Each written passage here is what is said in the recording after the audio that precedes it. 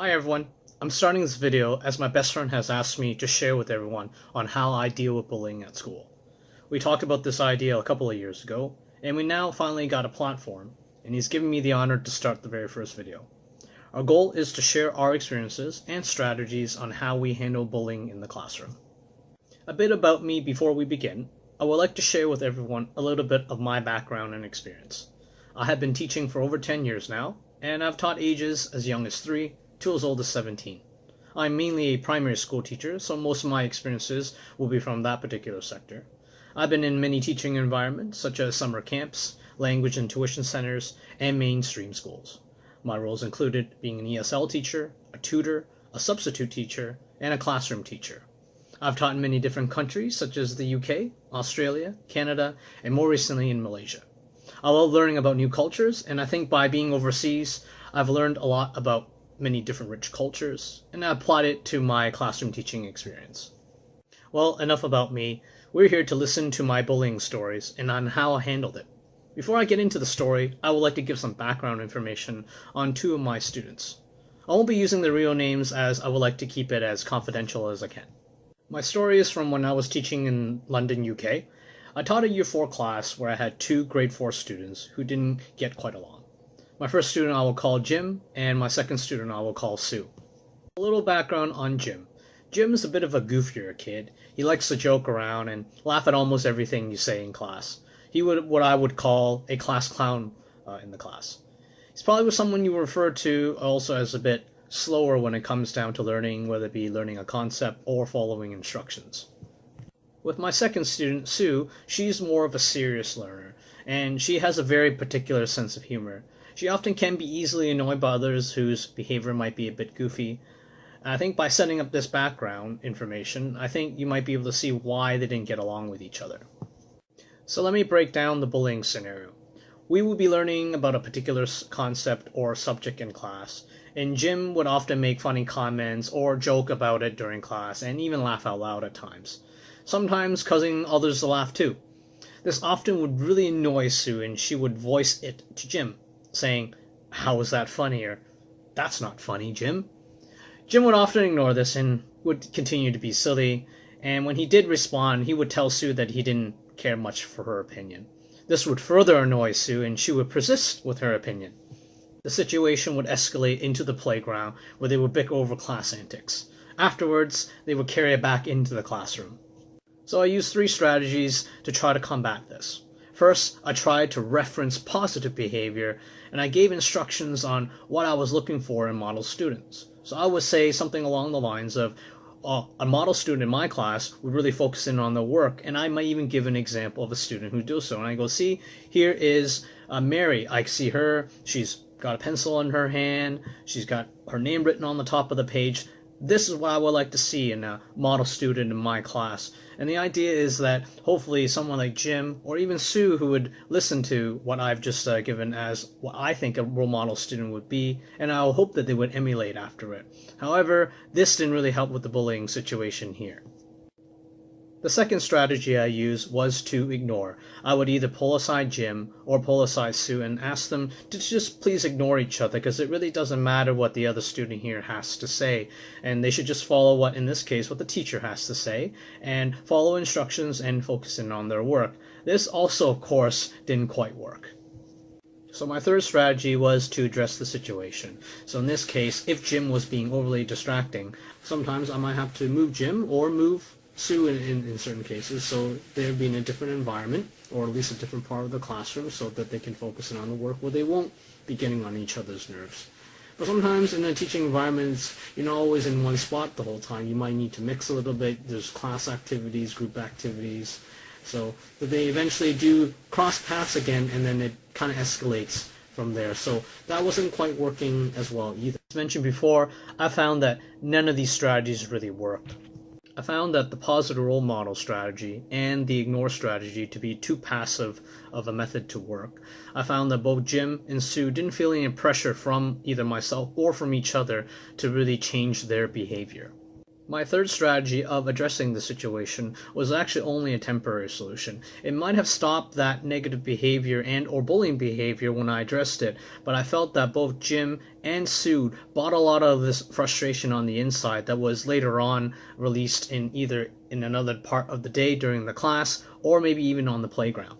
Eventually, I think too much of this anger or resentment built up within Jim, and he actually would lash out back in Sue to the point where he would actually get physical, and even to the point where he would even threaten Sue, saying that he's going to hit her or he's going to do something to her because he doesn't like what she has to say.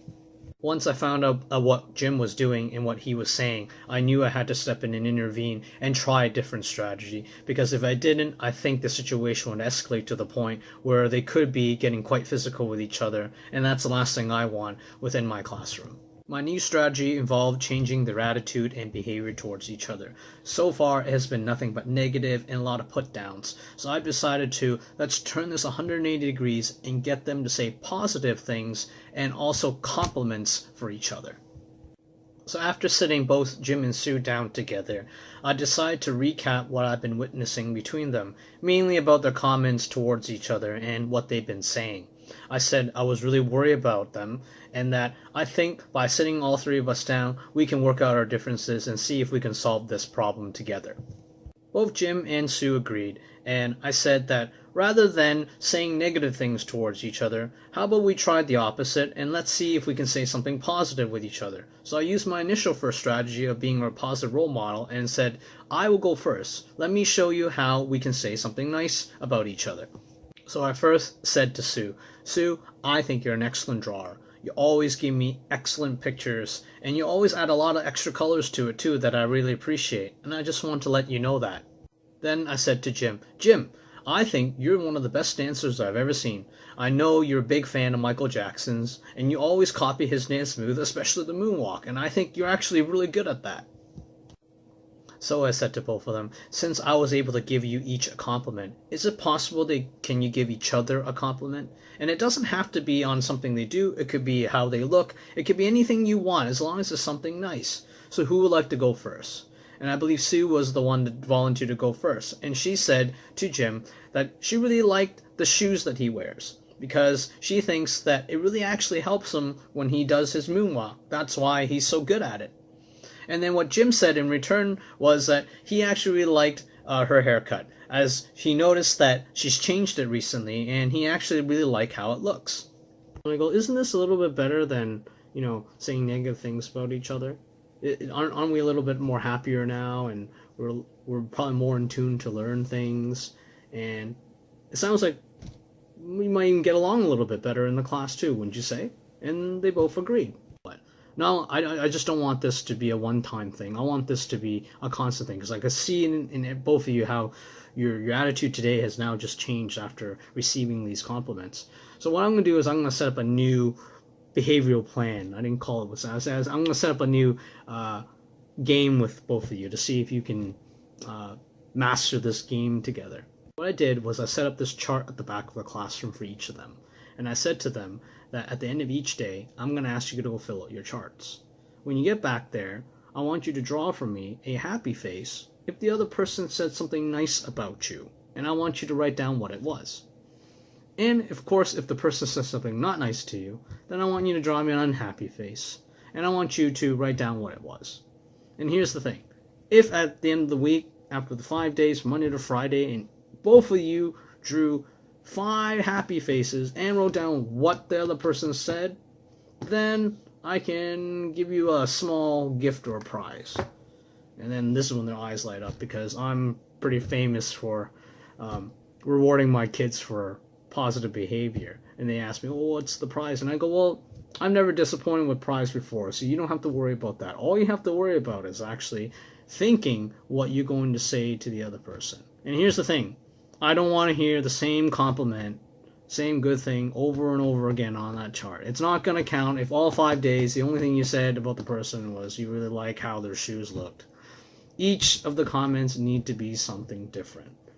If it is a positive. If it's a negative, okay, if that person keeps saying it, then write it down, fine. But if it's a positive one, I want you to write down what it is. And let's see if it's going to be different every day or is it going to be the same every day. So I left it into their court. Very on board because I think they really want to know what this prize is, and I think by having this little talk that we had, it did give them a little bit of good feeling on, rather than coming into class with a, maybe a little bit of downer mood, they seem to had a little bit more of a change in attitude and feeling and mood. And I think that's what I was actually aiming for. I wanted them to get away from this negative energy, so to speak, and focusing on the positive. So I almost immediately noticed a change. The very next day, they were very nice to each other, saying many different nice things. Not even just one thing, they were saying many things nice to each other. And I think, especially Jim, I think he was a little bit more appreciative of that than maybe Sue was, because I think it was always more of Sue initiating the negative comments before, and now it seems like Sue's initiating positive comments towards him. So I think he really took it more personal in the sense that he feels much better about the whole situation, and it made him work harder to try to say nice things to Sue as well. So at the end of the week, I had each of them get their chart and read out to me what the comments were, and as they tried, they want to get the prize. So each day was a happy face, and they wrote down what the other person said about them, and I semi-verified with them, is this what the person said to you yesterday or at the beginning of the week? And sometimes they remember, sometimes they don't. But then I go, okay, good, you guys, got 5 happy faces, so here's I give them a little prize, like a little sticker or a little pencil or eraser, and I go, let's keep the good work, and I think you guys are doing really well with this game that we've been playing. Later on, I tried to keep the game moving and evolving. I said, I don't want to see the same comments again, but also I don't want to see you doing it just so you can get this prize. So, and one way for me to tell is if you're doing it kind of in front of me. So if you were to say something nice in front of me and then write it down on your chart, and I go, you know what, I remember that because I check that chart every day, and I think you're only doing this for the prize. So I want you to write down things where I'm not around, or that I'm not listening, and I want you to write down things that are what you say to each other, but I don't want it to be. I don't want to be around when you write those things down. Well, from there, and they kind of toned it down in the sense they try not to do it in front of me, but they do it in other places. So while they're on the playground or while they're doing group work on the other side of the classroom, so they and I still hear it, and I still see it, or I hear about it. So I do know that it still happens, but I pretend that I had nothing to do with it, or I didn't know, just to see if it's a combination of 2 reasons. Is to tone down the over complimenting each other in front of me, which could be distracting for not only myself but others around, but also to see if they are doing this out of the goodness of their own heart, or are they really doing this because they want to get that sticker or prize or whatever it is. I'm going to conclude the story on a heartwarming note. We were all playing dodgeball during PE class, and both Jim and Sue were on the same team. And it came down to Jim being the last one on his team before the game ended. And the other team also had one person too, so it was one-on-one, quite tense, quite competitive. Now, usually Jim I would describe as not necessarily the most versatile, maneuverable dodgeball player. I would say he probably would have been, up until that point, probably the first or second person to be eliminated on his team, but today was his day, and he made it to the final person on his team. And not only that, he got the dodgeball, and he was able to eliminate the other player on the other team, which is very shocking for not only just myself, but obviously for the rest of his team. So when that happened, all of them ran out and they congratulated him, saying, "Wow, what a great job! That was a nice throw," or "Wow, you're really good." And this gave Jim a lot of confidence. And what happened next threw me off, and that is, I thought Sue was going to run out there and do the same thing, but when she ran out there, she gave Jim the biggest hug I've ever seen another student give, especially while playing the game of dodgeball. And that, I kind of knew then that all the relationship building that we did and all the praising that we been saying about each other, including the bad, including the negative, that I think they finally really understood each other and developed this special relationship. And I knew then that I didn't have to really monitor or create any more incentives like giving out prizes or stickers for them to be nice to each other and to respect each other at the end of the day. And I felt that this particular situation, it might not have been maybe your classic bullying type scenario, but it borderline that, and I used different strategy, and at least I felt that it worked for me. I hope by sharing this story and these strategies that whoever listens to it can apply it to their classroom or their particular situations, and that there are other ways to approach, in this case, bullying type behavior.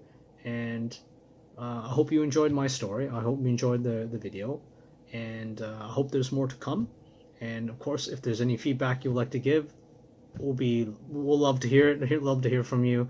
This is also my very first video too, so bear with me with our editing and the way that I present it. I'm doing the best I can, and yes, I hope to hear from a lot of you out there. All right, have a good night.